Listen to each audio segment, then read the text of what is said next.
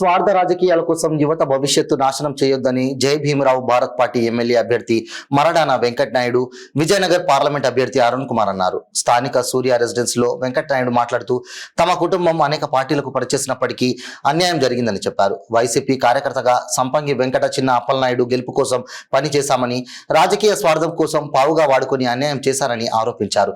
ఉద్వాల్ టీడీపీకి కంచుకోటగా ఉంటే వైసీపీని బలోపేతం చేశామని చెప్పారు.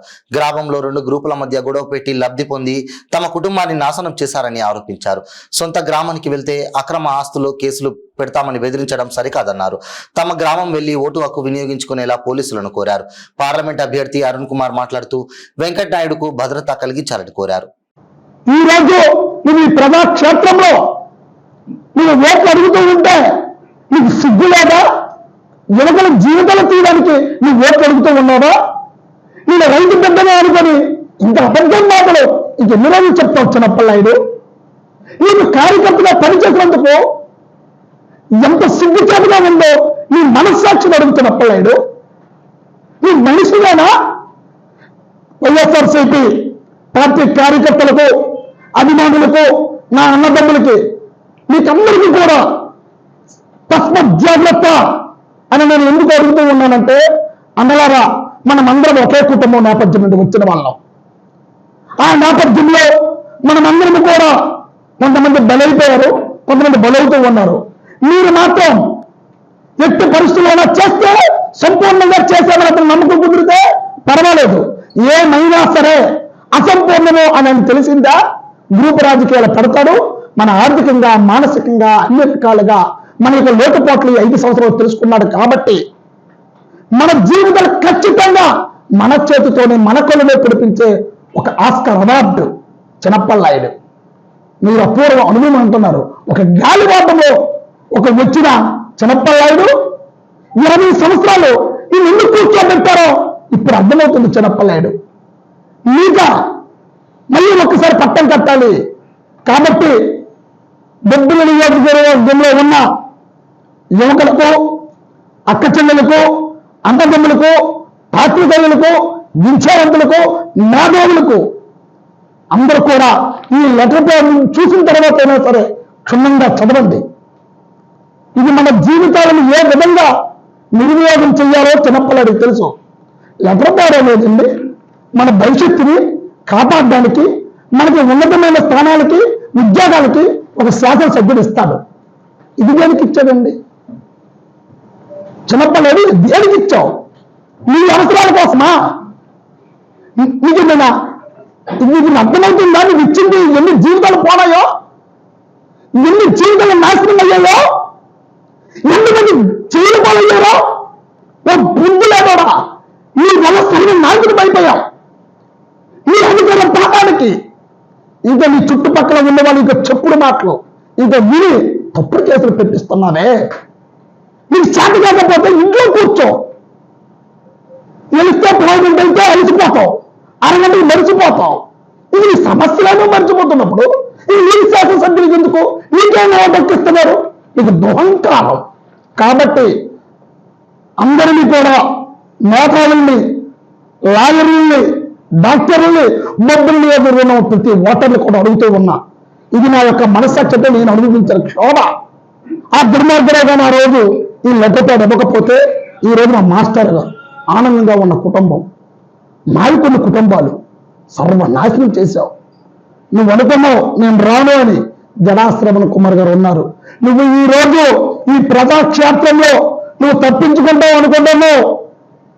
నీకంత సీన్ లేదు చిన్నప్పలనాయుడు. నేను జైలుకి వెళ్ళి వచ్చాను, నువ్వు జైలుకి పంపించావు. ఖచ్చితంగా నిన్ను న్యాయ వ్యవస్థలో నిలబడతావు. నిన్ను ఖచ్చితంగా జైలుకి పంపిస్తా. నువ్వు న్యాయానికి అతీతమైన కాదు. ఎంతో మంది రాష్ట్రంలో, దేశంలో పెద్ద పెద్ద మహానుభావులే ఈరోజు జైలు పాలయ్యి కటకటాల వెనకలు ఉన్నారు. నువ్వు మా జీవితాలు నాశనం చేసేసి నువ్వు అధికార దాహం కోసం ఎక్కిపోతే మళ్ళీ 5 సంవత్సరాలు నాశనం చేయడానికి నేను అందరిలాగా వాదులు తొడుక్కొని నువ్వు కొడితే పారిపోతావు, నువ్వు తీరితే పెడతాం అనుకున్నావా? ఏం నీకు నీ దగ్గర డోర్లు తీసుకునే వాళ్ళు నీకు పాలేరులో కనబడుతున్నామా? మేము దీనికోసమే మా కుప్పలు అందరూ ఒక వేదిక పైన నువ్వు రమ్మంటున్నావు. ఇది వాస్తవాలు. ఎంతో మంది నీ తేడాల కోసమో ఎంతో మంది పార్టీ మీద అభిమానం కోసము. ఇంకొక విషయం, ఈరోజు నా రాజకీయ గురువు, నా ఆరాధ్య దైవం చంద్రశ్రేణి గారు, అంత మంచి మనిషి నుంచి కూడా నేను నీళ్ళకు దూరమయ్యాను. అలాంటి మహోన్నతమైన వ్యక్తిని ఈ రోజు నువ్వు ఈ బొబ్బిలి నియోజకవర్గంలో ఇది నీ ఓట్లు అడుగుతున్నావనంటే అది కేవలం చంద్రశ్రేణి గారి యొక్క ఓట్ బ్యాంకింగ్ మాత్రమే. అంతేగాని నీకు ఓట్లేదు, కూర్చున్న ఆహారమయ్యా లేదా నీకు, ఇది నీకే ఓట్లు ఉన్నాయి. నీ మా అందరూ కొప్పలు వెళ్ళమని ఓట్లు పట్టుకోవాలి, లేకపోతే మా చంద్రశ్రేణి గారు అభిమానులతో నువ్వు ఓట్లు అడగాలి. నీకు ఇక్కడ ఓట్ బ్యాంకింగ్ ఉందని నువ్వు అడగలవా? కాబట్టి నీ యొక్క స్వార్థం కోసం జీవితాలు అయితే మాత్రం దయచేసి నీ కాళ్ళు మొక్కుతున్నా, నేను అభ్యర్థిస్తూ ఉన్నా, ఇలాంటి తప్పుడు పని మరొక్కసారి చెయ్యికి చిన్నప్పలేడు. కానీ ఇది న్యాయబద్ధంగా నువ్వు దేని కోసమైతే ఈ లోటుపాటు ఇచ్చావో, నువ్వు చట్ట సభల్లో నువ్వు దీన్ని దుర్వినియోగం చేశావో, నీకు న్యాయం కోర్టులోనే మాత్రమే తేలుతుంది. కానీ ఇప్పుడు ఎన్నికలు ఉన్నాయి కాబట్టి, ఇప్పుడు సమయం లేదు కాబట్టి, ఇప్పుడు నేను ప్రెస్ మీట్ ద్వారా చెప్తూ ఉన్నా. కాబట్టి బొబ్బిలి ప్రజాలయానికి మరొకసారి నేను తెలియచేస్తూ, దయచేసి నాలాగా మోసపోకండి. కార్యకర్తలారా, మీరైతే మాత్రం చాలా జాగ్రత్తగా ఉండండి. మీకు ఓటు వేయాలి, ఆ పని వైఎస్ఆర్సీపీ చేయలేకపోతే మీ తమ్ముళ్ళుగా, మీ యొక్క మనందరూ కుటుంబ సభ్యులుగా కోటి గుర్తుపై ఓటు వేయండి. మీ పక్షాన మేము పోరాడతాం. మీరు ఇక్కడ కుటుంబంలోనే, ఇక్కడ నియోజకవర్గంలోనే, ఇక్కడ తరలో మీరు అనుకుంటూ ఉన్నారు. ఇంకొకసారి నాకు కొంతమంది మనుషుల ద్వారా వార్నింగ్ ఇప్పిస్తున్నావు.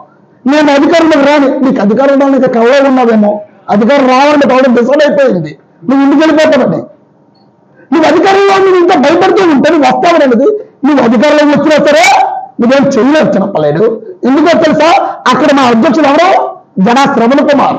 కాబట్టి నన్ను గుర్తు చేసుకునేటప్పుడు నా వెనకల ఈ నీలి రంగును ఒక్కసారి నువ్వు గుర్తు తెచ్చుకో చెప్పలేడు. ఈ నీలి రంగు జెండా నువ్వు ఒక్కసారి గుర్తు తెచ్చుకుంటే నీకు రాత్రిపూట నిద్ర కళ్ళలో కూడా జనా శ్రవణ్ కుమార్ నేనే గుర్తుకు రావాలా. నువ్వు చేసిన పాపాలను పండిపోయి చిన్నప్పలేడు. కాబట్టి దయచేసి ఈ చిన్నప్పలాడికి అయితే మాత్రము ఓటు వేయొద్దని జై భీమ్ భారత్.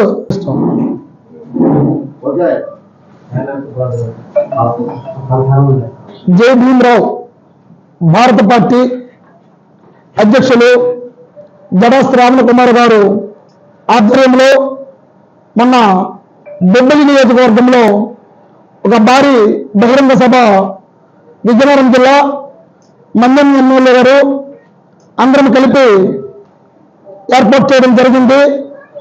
ఈ సభను చూసిన తర్వాత సమ్మంగి వెంకట చిన్నప్పలాయుడు తన అనుచరులతో మా కార్యకర్తలని మీ పెన్షన్లు తీసేస్తాము, మీరు ఏ విధంగా జై భీమ్రావ్ భారత పార్టీ జెండాని పట్టుకున్నారని కొంతమంది భయభ్రాంతులకు గురి చేశారు. అందుకే తక్షణమే మా జడా శ్రవణ కుమార్ గారికి చెప్పడం జరిగింది, చిన్నప్పలాయుడు ఇంకా నీ బుద్ధి గత వారం రోజులు బట్టి నీకు ఎన్నిసార్లు చెప్పినా నీ బుద్ధి మార్చుకోవడం లేదు. కాబట్టి బొబ్బిలి ప్రధానియానికి తెలియజేయవలసిన పరిస్థితి, వాస్తవాలు మా పార్టీపై ఒక బాధ్యతగా ఈరోజు చెప్పబోతున్నా. రాష్ట్రంలో కొప్పల వలన అందరికీ కూడా, అలానే జిల్లాలో ఉన్న నాయకులకి, మండల కొప్పలవరం నాయకులకి, గ్రామంలో ఉన్న కొప్పలవరం నాయకులకి అందరికీ కూడా రెండు చేతులు జోడించి నమస్కరిస్తూ ఉన్నాను. నేను కూడా కొప్పల వలన చెందిన బిడ్డనే కాబట్టి, ఎందుకంటే ఇప్పుడు వాస్తవాలు చెప్పకపోతే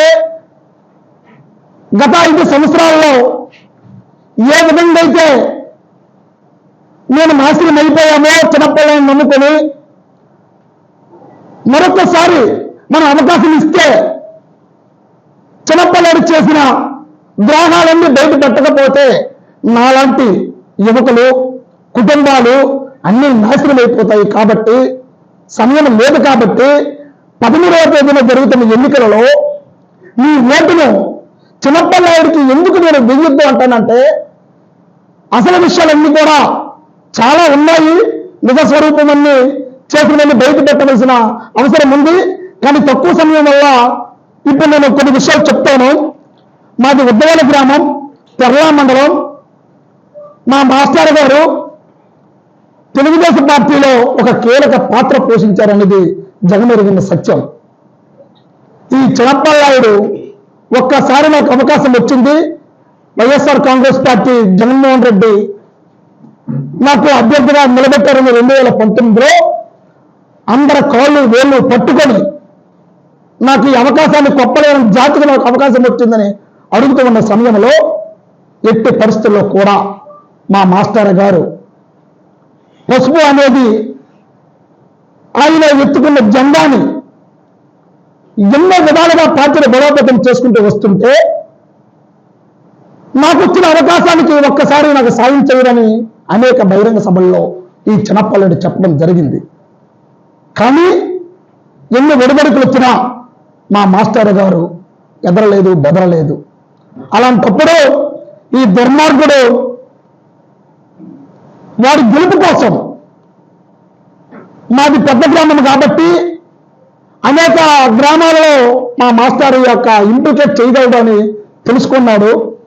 అప్పుడు 1998 డిఎస్సిలో మా మాస్టర్ గారు 2 చోట్ల ఒకేసారి డిఎస్సి అనేది రాయడం జరిగింది అని అలాంటి లోపాలన్నీ కూడా తెలుసుకున్నాడు ఈ చిన్నప్పలనాయుడు.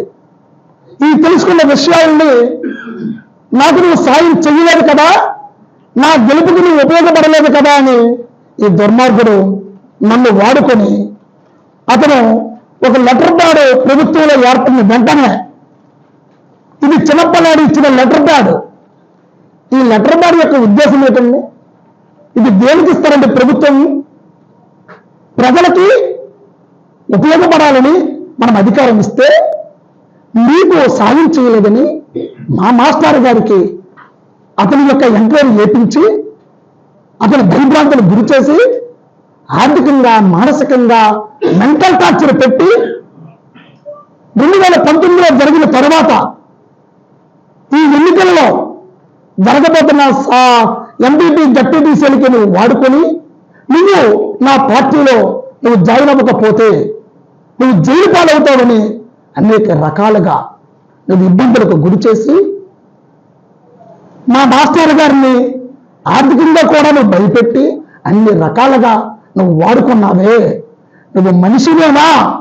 నువ్వు కొప్పల జనానికి, నువ్వు కొప్పల వెలమ జాతికి ఒక కలంకం కాదా చిన్నప్పలనాయుడు? ఈ రోజు ఈ నిజాలు చెప్పడానికి కోసమే ఈ రోజు నేను బ్రతుకున్నా చిన్నప్పలనాయుడు. ఎందుకో తెలుసా? ఈ రోజు ఈ వాస్తవాన్ని బయట పెట్టకపోతే రాబోతున్న రోజుల్లో ఎంతో మంది బిడ్డలు నిన్ను నమ్మి సర్వనాశనం అయిపోతారని ఒక ఆందోళనతో మాత్రమే నీ గురించి బయట పెడుతూ ఉన్నా. అలాగే కొప్పల వెలమ అధ్యక్షులకి అందరికీ కూడా నేను ఒకటే కోరుతూ ఉన్నా అన్నా,